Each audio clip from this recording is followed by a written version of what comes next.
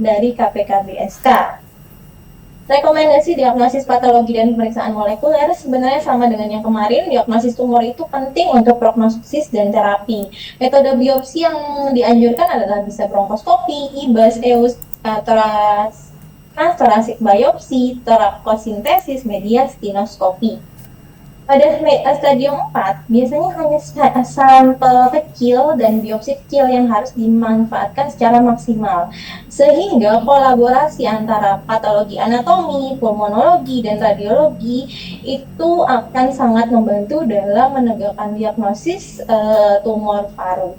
Dengan dilakukannya rapid on-site dari pemeriksaan patologinya.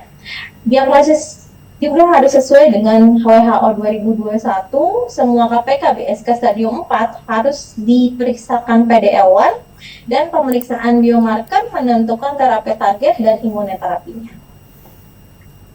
Staging dan penilaian resiko.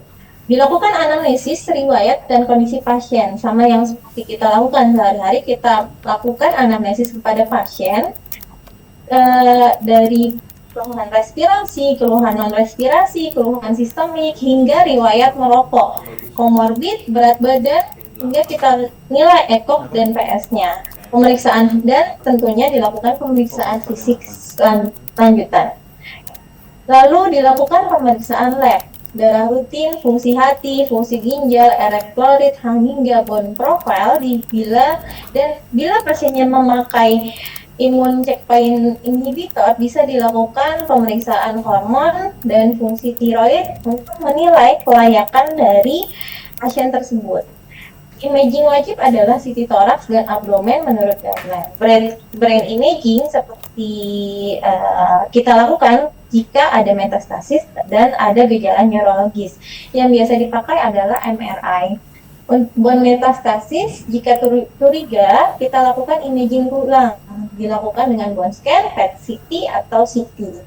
Evaluasi respon terapi tentunya dengan RECIST. Memang ada e-RECIST dan i-RECIST, tapi pada guideline ini tetap diutamakan dengan RECIST. Staging juga menggunakan TNM edisi ke-8 saat guideline ini dibuat, namun sekarang sudah ada staging edisi 9. Ini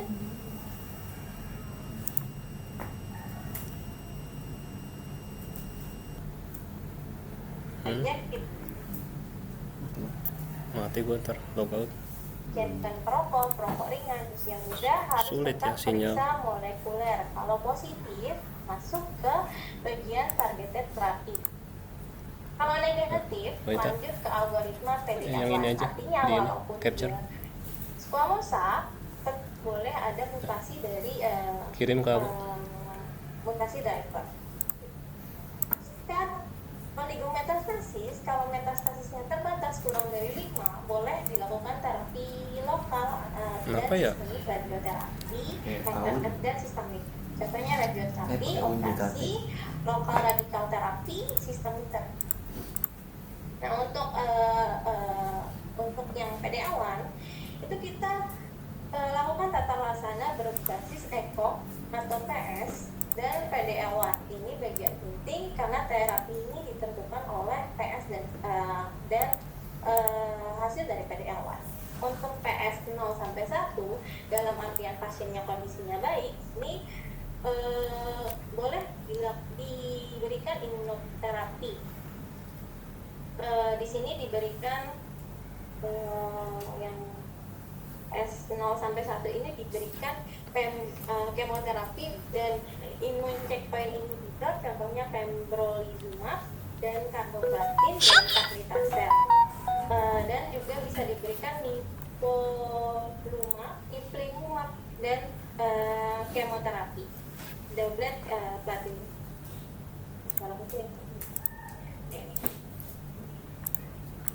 Lalu ada seplimab, kemo dan seplimab dan platinum doublet, yang ini kemoterapi, dan durvalumab, tremelimumab dan kemoterapi. Ini kalau PDL1-nya lebih dari 50% untuk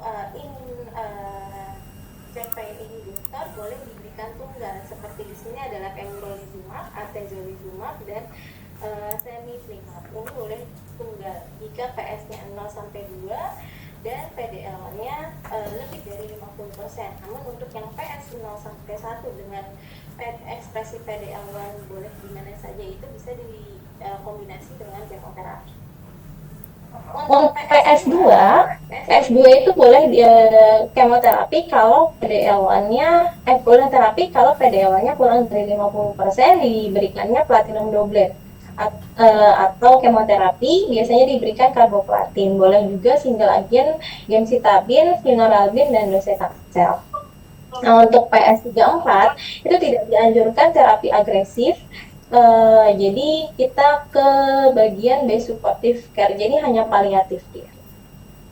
Jika progres setelah lini pertama PS-nya masih 0 sampai 2, boleh terapi lini kedua. Pilihannya adalah nivolumab, atezolizumab, pembrolizumab, docetaxel, ramucirumab, dan kombinasi dengan docetaxel, afatinib. Kalau PS-nya buruk 3 sampai 4 langsung ke supportive terapi. Kalau sudah banyak, misalnya pasiennya sudah banyak terapi, kita langsung ke supportive terapi. Jadi guideline itu sebenarnya selalu berakhir di base supportive care atau supportive terapi. Jadi kalau Astaga. progresinya lanjut, pada akhirnya dia akan tetap, kalau PS-nya sampai dia melemah, pasiennya dia akan lalu akhirnya adalah di base supportive care. Ini adalah untuk yang non-squamosa KPK-BSK tanpa driver mutation dan tanpa kontraindikasi imunoterapi. Sama seperti tadi, jika oligometastasis, dilakukan sistemik terapi dan LRT, lokal radioterapi, lalu artinya tetap terapi sistemik, tapi boleh ditambah radioterapi atau operasi untuk kontrol jangka panjang. Nah, jika bukan oligometastasis, kita lihat ECOG dan PS ECOG dan PDL1-nya. Ini faktor paling penting karena terapinya ditentukan oleh PS dan PDL1. Nah, untuk PS 0 sampai 1 berarti kondisinya baik, boleh imunoterapi. Jika PDL1-nya lebih dari 50%, boleh monoterapi imun checkpoint inhibitornya boleh diberikan seperti PDL1 yang monoterapi seperti pembrolizumab, atezolizumab, semiplimab, karena survivalnya lebih baik dibanding kemoterapi. Jika PDL1-nya berapa saja, termasuk yang rendah atau kurang dari 50%, tapi PS-nya 0 sampai 1, itu standar saat ini adalah kombinasi antara kemoterapi dan anti PD-1 atau anti PDL1. Contohnya, pembrolizumab ditambah platinum ditambah permetrexate. Lalu ada atezolizumab, karboplatin ditambah paclitaxel. Yang lainnya bisa dibaca di sini. Lalu PS2.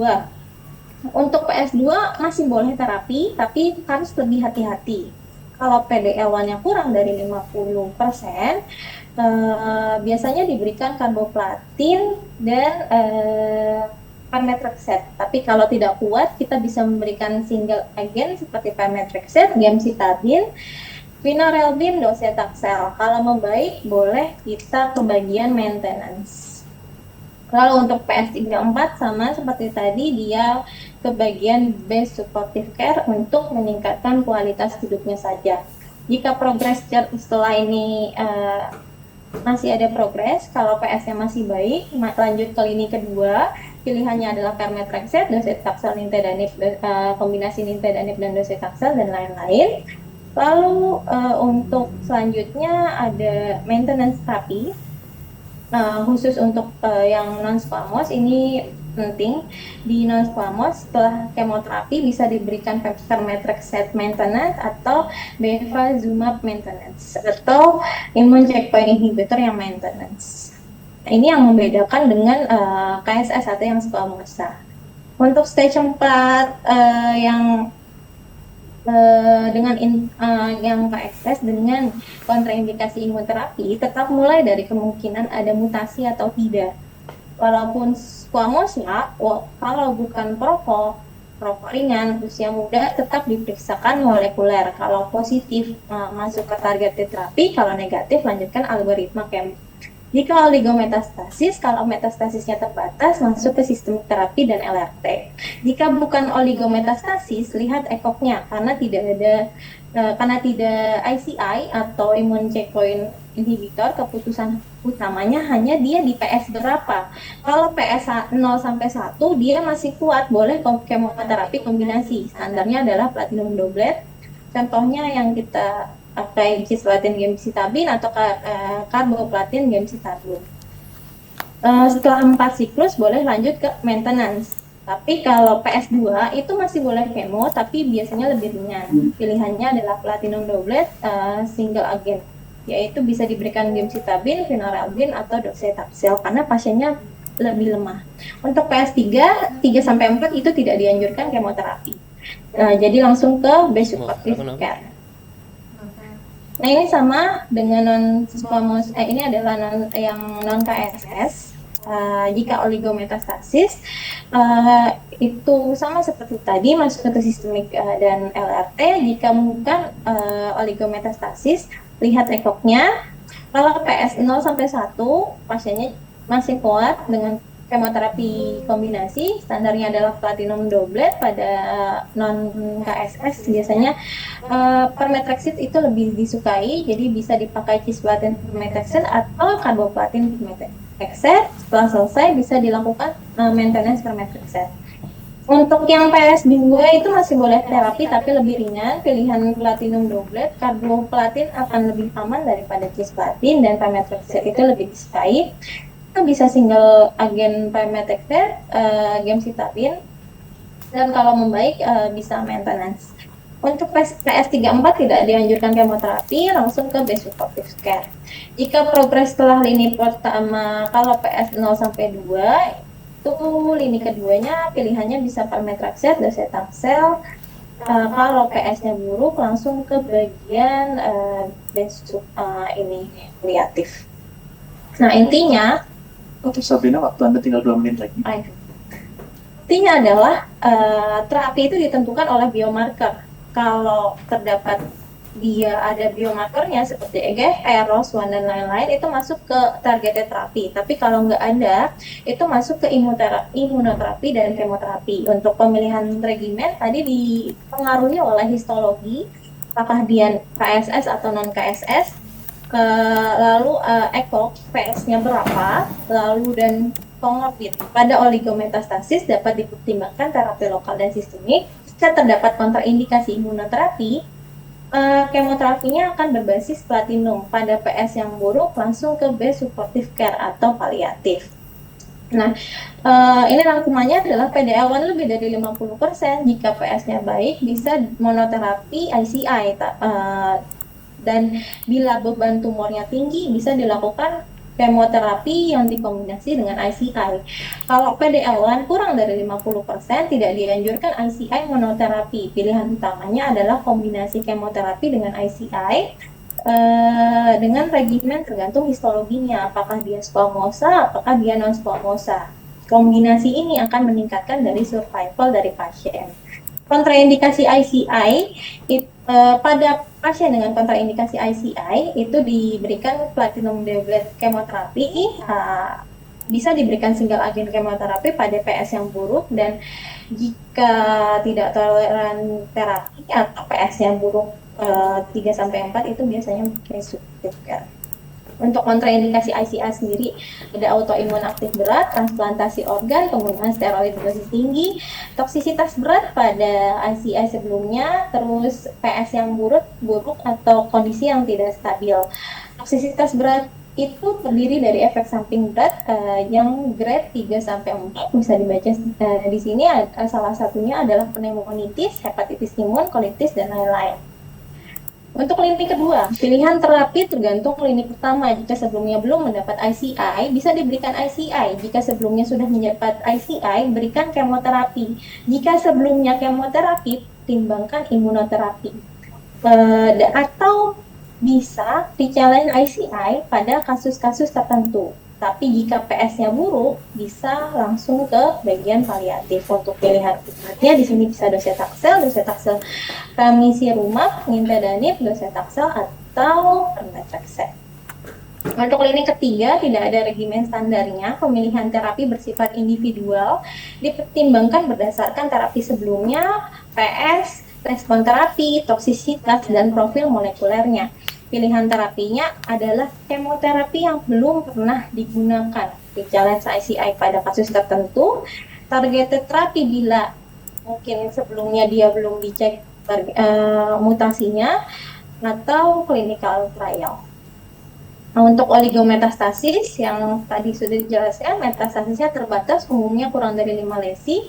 Lokasi metastasis terbatas pada beberapa organ, PS statusnya baik dan berpotensi mendapat terapi lokal radikal. Prinsip terapinya adalah terapi sistemik ditambah lokal LRT atau lokal radikal terapi.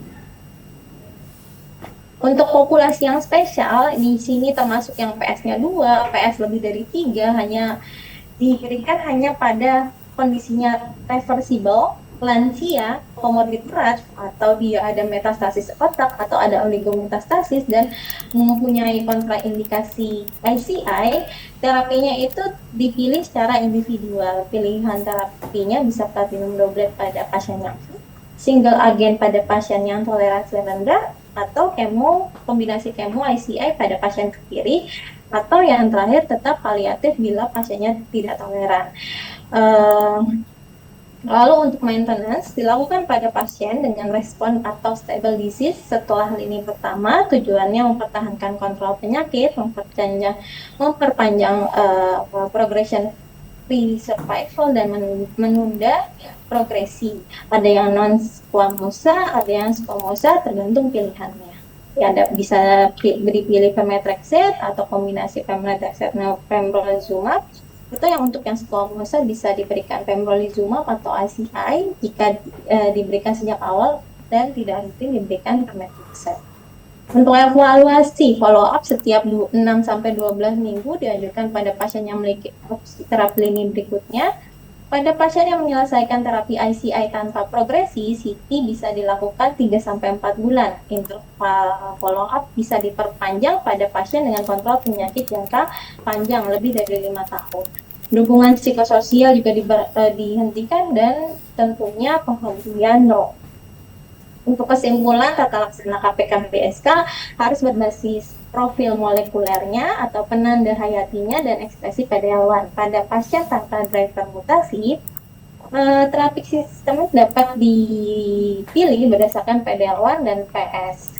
Kombinasi kemoterapi imunoterapi itu menjadi standar. Terapi maintenance dapat diberikan dengan pasien yang respon atau stable.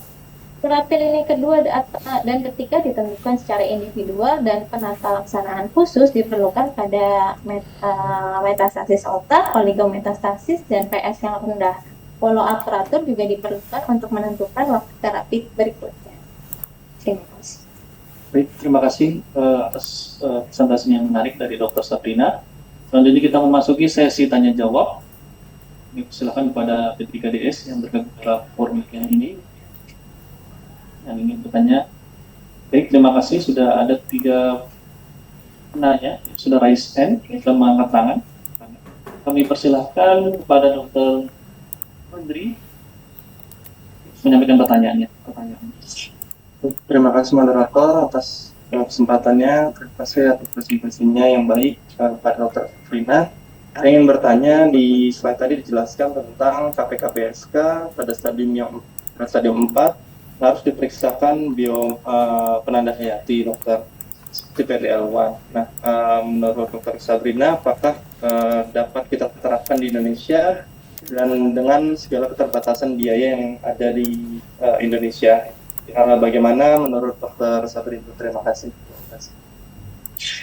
Baik, terima kasih atas pertanyaannya. Apakah Dr. Sabrina sudah cukup jelas dalam pertanyaannya? Ya, jelas dok. Silakan, dokter. Ya, izin dokter Andri. Memang kalau pada di guideline ini ternyata memang walaupun Squamosa pada guideline ini dianjurkan untuk melakukan pemeriksaan tes molekuler atau tes penanda hayati. Tapi sayangnya memang di Indonesia belum bisa langsung dilakukan. Nah, idealnya kan ada banyak ya penanda tes molekuler. Nah, nyatanya Indonesia itu diprioritaskan penanda molekuler itu untuk adenokarsinoma. Dia terbentuk adenokarsinoma. Kita prioritaskan untuk cek EGFR terlebih dahulu. Jika EGFR tersebut negatif, baru kita lakukan cek ALK. Jika ALK itu negatif, mungkin jika ada akses ke ROS1, biasanya kita cekkan ROS1. Ataupun jika pasiennya mempunyai biaya lebih, karena masalahnya di sini adalah PD-L1 itu tidak cover BPJS, mungkin koreksi jika saya salah. Kalau pasiennya mempunyai akses untuk PD-L1, bisa kita cekkan PD-L1. Seperti itu dok. Jadi lebih ke adenokarsinoma yang kita cekkan di Indonesia dok daripada Squamosa. Baik, apakah sudah jelas dan terjawab Dr. Andri?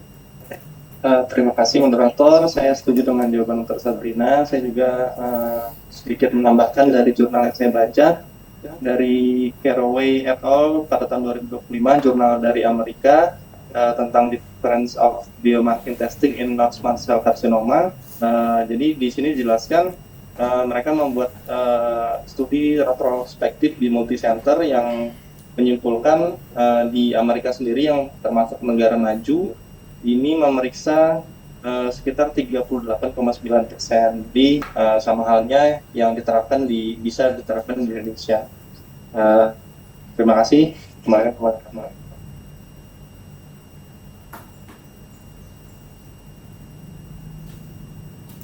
Baik, terima kasih. Selanjutnya kami silakan pada penanya kedua, Dr. Fariski Baskoro. Silakan, dokter.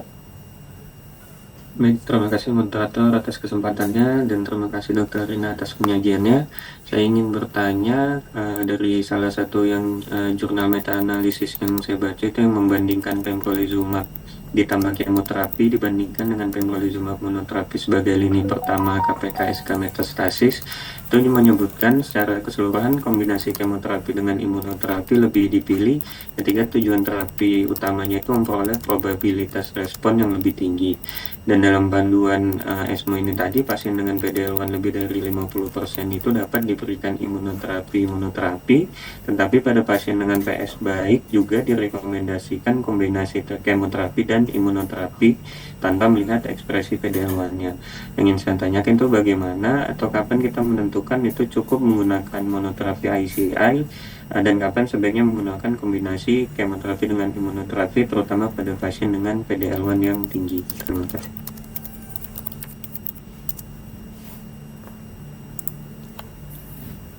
Baik, terima kasih Dr. Fariski. Apakah sudah cukup jelas dok pertanyaannya? Jelas. Baik, silakan untuk dijawab. Ya.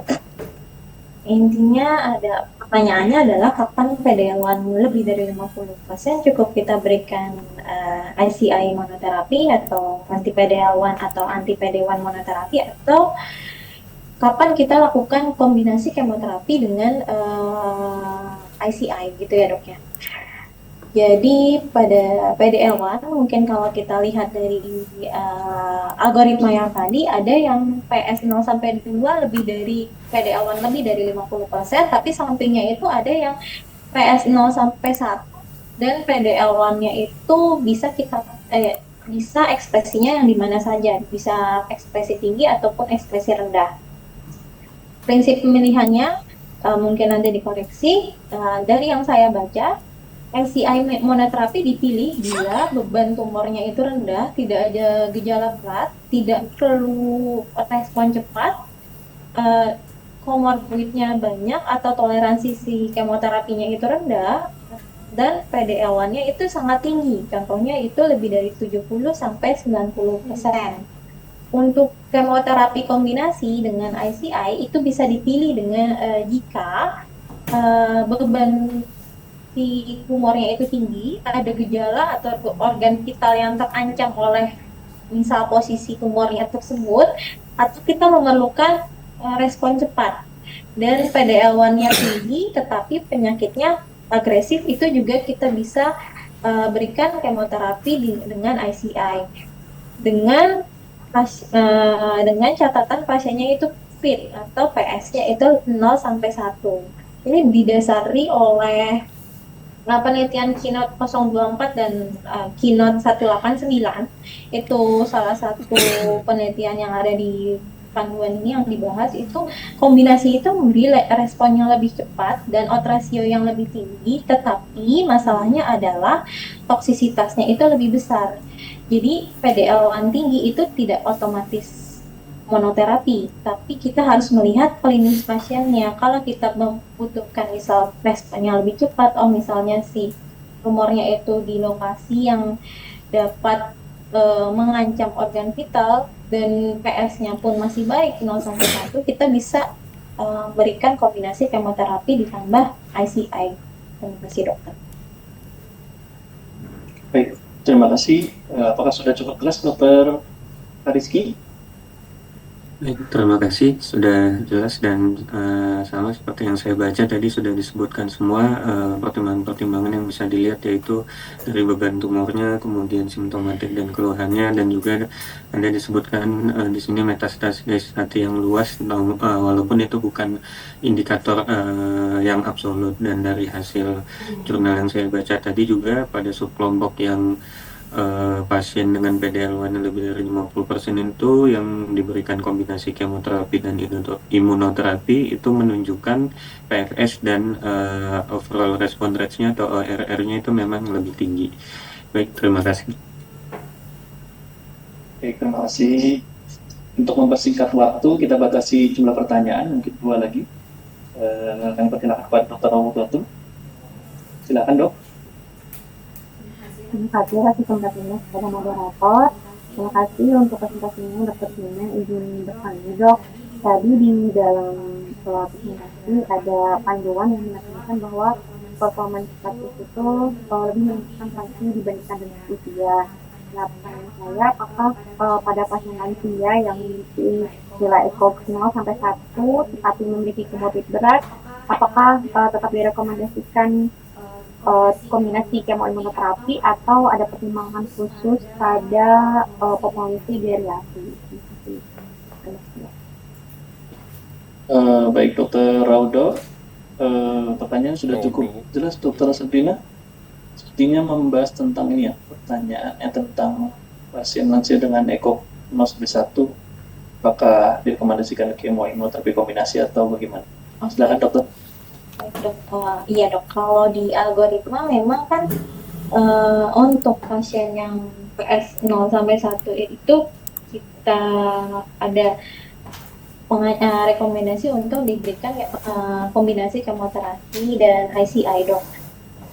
Tapi kan ini lansia ini adalah masuk ke populasi yang spesial ya dok ya, dengan apalagi dengan komorbid yang berat pada geriatri, dan harus lihat juga sama-sama kita tahu geriatri itu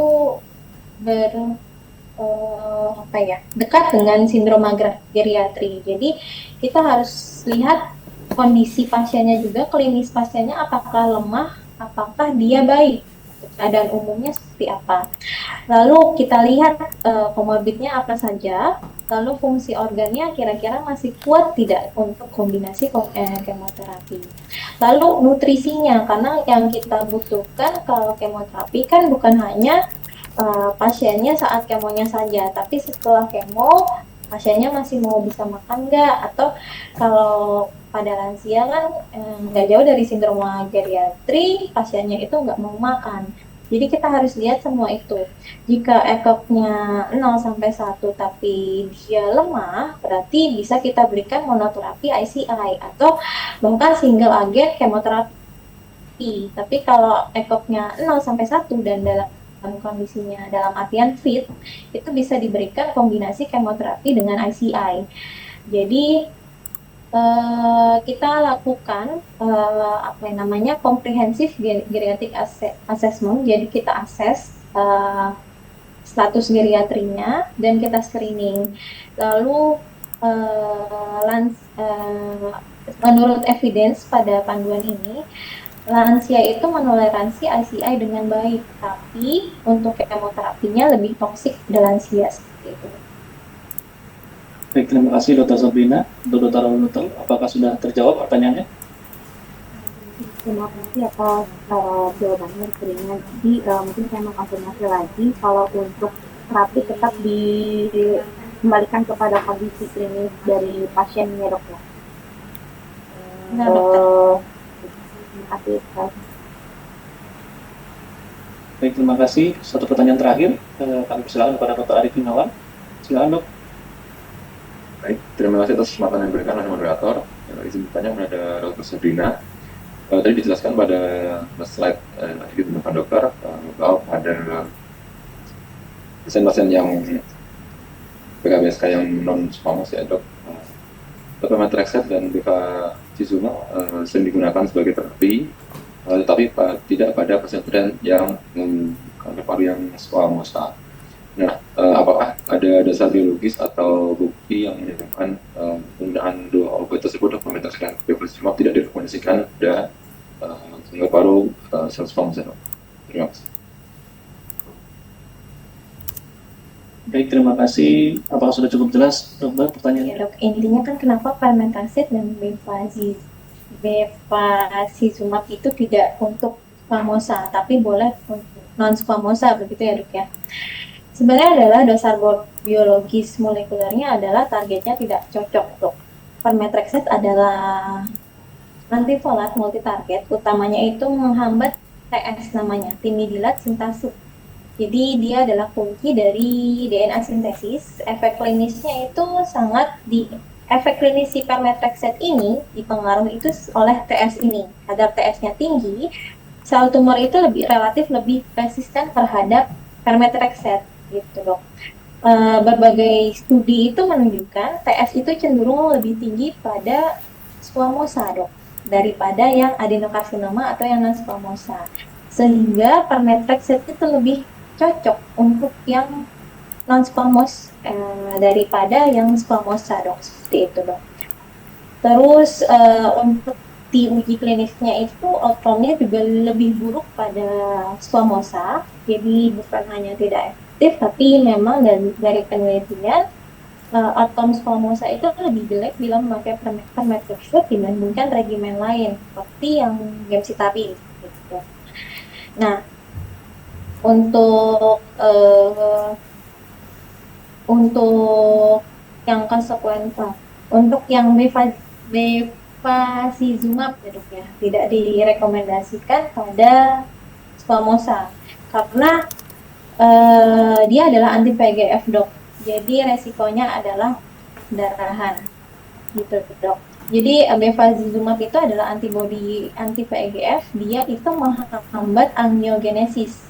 Efek samping khasnya adalah pendarahan seperti di mukosa atau di GI tract, atau bisa terjadi gangguan penyembuhan luka. Pada paru, anti VEGF ini bisa meningkatkan resiko pendarahan. Contohnya pada pembuluh tumor yang menjadi rapuh dan nekrosis tumornya pun bisa meningkat. Nah, seperti yang kita tahu dok, squamosa itu kan yang PKBSK itu dia punya karakternya itu lebih sentral dok, dekat hilus atau bronkus besar, lebih sering kavitasi atau nekrosis, lebih sering berdekatan dan menempel dengan pembuluh darah besar. Jadi kalau kita berikan anti VEGF yang bevacizumab ini, dia akan mempunyai risiko yang lebih besar daripada kemoterapi yang lain. Seperti itu yang saya baca. Nah, kemarin saya juga bertanya-tanya kenapa bevacizumab itu tidak dianjurkan untuk yang squamosa, dok, seperti itu. Jadi bukti klinisnya adalah hemoptisis fatal. Jadi pada studi awal bevacizumab itu ditemukan kejadian perdarahan paru yang berat, yang hemoptisis fatal, terutama pada pasien-pasien dengan histologi yang squamosa, tumor sentral, ada gambaran kavitasi. Jadi kan kalau tumor itu ada cavitating tumor kalau di CT scan, atau pasien-pasien dengan riwayat hemoptisis itu tidak dianjurkan untuk pemakaian bevacizumab ini, dok. Baik, dokter. Terima kasih. Apa sudah cukup jelas, dokter Arif Muhammad? Baik, terima kasih penjelasannya Dr. Sabrina. Saya setuju dengan pernyataan dari Dr. Sabrina sesuai dengan jurnal yang sebelumnya juga dari WIFAM pada tahun 2024 dengan judul Combination of Hormone with Bevacizumab on Non-Small Cell Lung Cancer Meta-Analysis Study. Di situ dijelaskan juga bahwa pemetaxet memang efektif pada non-squamous dengan ekspresi dari timidelat 19 sel lebih yang lebih rendah, dok, dan juga sejumlah juga memang fungsi untuk menghambat VEGF juga seperti itu, sehingga memperbaiki overall genesis, dan kombinasi terapi ini sangat bagus pada cardiac risk yang non-squamous, dan pada pasien-pasien cardiac risk yang non-squamous bisa menyebabkan risiko hemoptisis, dan tentunya di penelitian atau studi untuk pada pasien PKSDSK yang squamous juga masih rendah. Terima kasih. Terima kasih, dokter. Kami rasa untuk sesi diskusi sudah cukup. Selanjutnya kita akan masuk ke sesi selanjutnya, yakni adalah umpan balik. Nah, bergabung bersama kita dua narasumber, Dr. Priska dan Dr. Rumi. Kami persilakan kepada Dr. Priska terlebih dahulu untuk memberikan tanggapan umpan baliknya. Ya, terima kasih moderator. Jadi untuk topik guideline leading saat ini kan dari ESMO guideline ya tahun 2023 itu untuk terapi KPK-BSK pada pasien tanpa oncogenic driver mutation. Jadi ya memang kita sesuaikan juga dengan guideline yang ada di Indonesia ya. Memang kalau pada pasien-pasien KPK-BSK ya pilihannya tetap wajib cek oncogenic driver mutation-nya. Kalau negatif ya pilihan utamanya dilihat dari status PDL1-nya. Ada yang bawah 50%, ada yang bawah 1%, atau 1-49%. Nah, itu tadi ada beberapa pilihan obat kemoterapinya nih, dilihat dari performa status pasien sama status PDL1-nya, ya. Ya, kalau memang pasien kalian nanti ternyata bukan yang BPJS, bisa, ya ini wajib dicekin pada pasien KPK-BSK, baik itu dia karsinoma sel squamosa, bukan cuma adeno aja, ya. Jadi kalau mau dapat imunoterapi, tetap oncogenic driver mutation-nya harus negatif. Walaupun dia KSS ternyata oncogenic driver mutation positif, ya tetap pemberiannya obat TKI gitu. Ini itu aja sih. Ada pertanyaan yang belum dijawab nggak, dok? Sejauh ini semua sudah terjawab, dokter.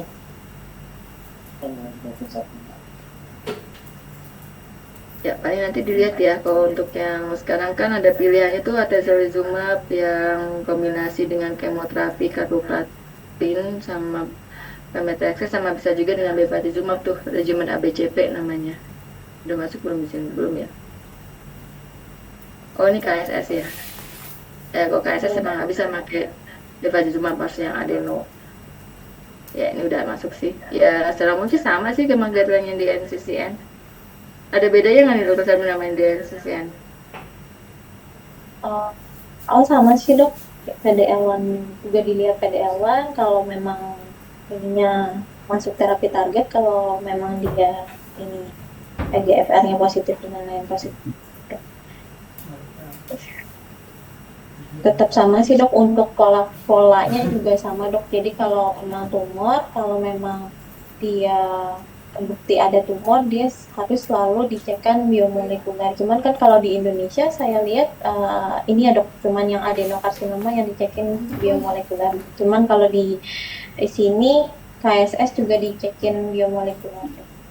Oh enggak, dok. Kalau dia pasiennya dia KPK, BSK, KSS itu bisa dicekin mutasi molekuler sama PDL1-nya.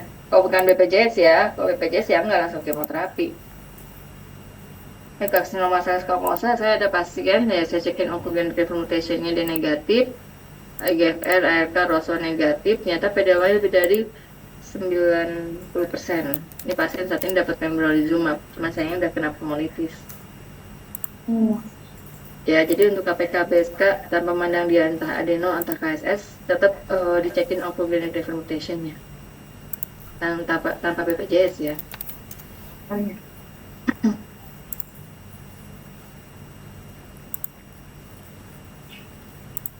Iya, mungkin dari saya itu aja.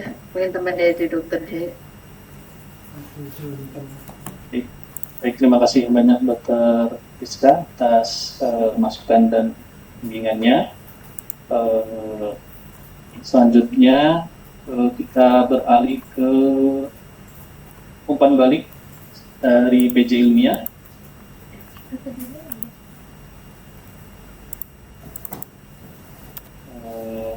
Mohon izin, ini kita masuk ke sesi PJ Ilmiah. Selanjutnya pada Dokter Neni, waktu dan tempat kami persilahkan Dokter.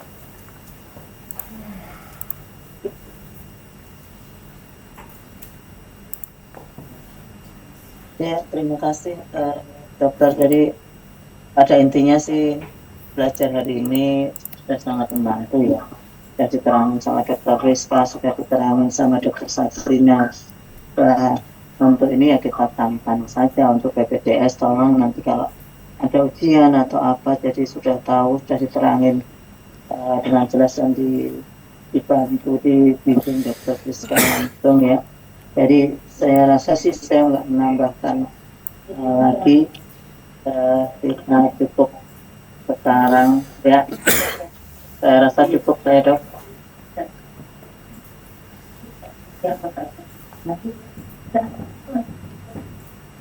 Terima kasih. Terima kasih banyak. Ya. Baik Dokter Neni, terima kasih banyak atas. Oh iya, moderator tolong nambahin aja. Jadi ini kan udah lengkap nih sebenarnya ya, udah ada maju guideline dari NCCN, dari ESMO juga udah, kemudian textbook reading dari yang tata laksana protokol Indonesia pun juga udah ada. Jadi mungkin bisa dikumpulin dibagi ke CPPDS yang lain ya. Udah lengkap kan berarti semuanya? Udah dok. Yang kemarin textbook reading kan Dokter Ali, kemudian Dokter Fahri sebelumnya juga ada pernah maju ya, Dokter Abdul Rahman, Dokter Sabrina. Ya dok. Baik dokter, terima kasih banyak dok. Selanjutnya juga telah bergabung dengan Dokter Isti. Silakan dokter, ada tanggapan dan umpan balik.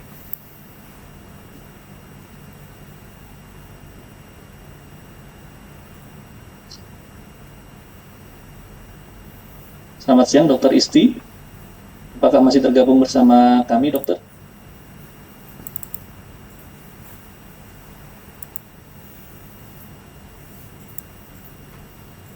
Selamat siang, Dokter Isti. Baik, sepertinya Dokter Isti sedang berhalangan.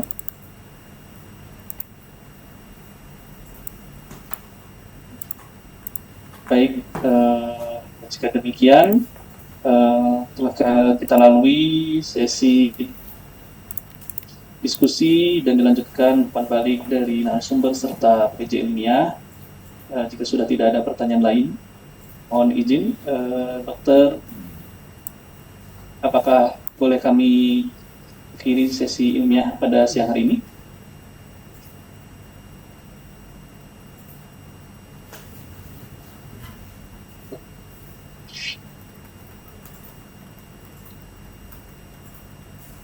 Mohon izin, Dokter Nini, apakah sesi ilmiah hari ini sudah bisa diakhiri, dokter?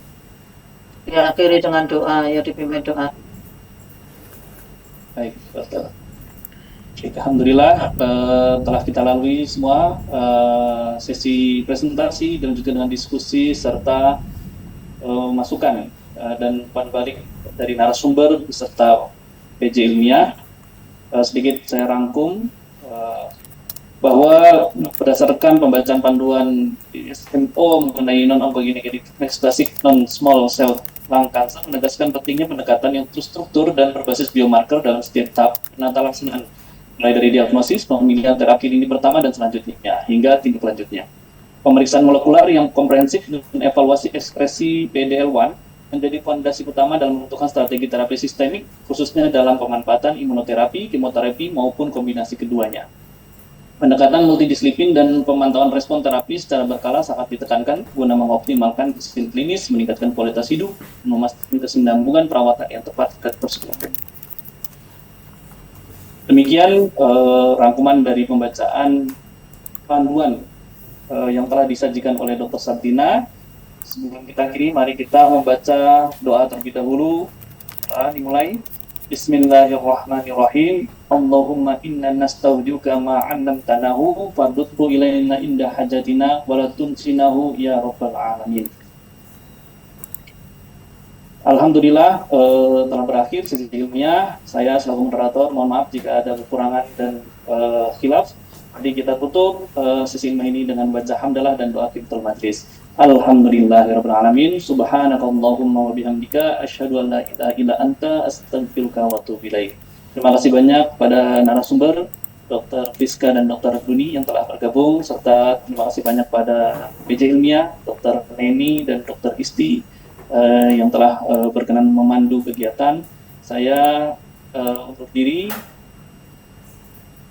Billahi taufiq wal hidayah. Assalamualaikum warahmatullahi wabarakatuh. Waalaikumsalam. Waalaikumsalam warahmatullahi wabarakatuh.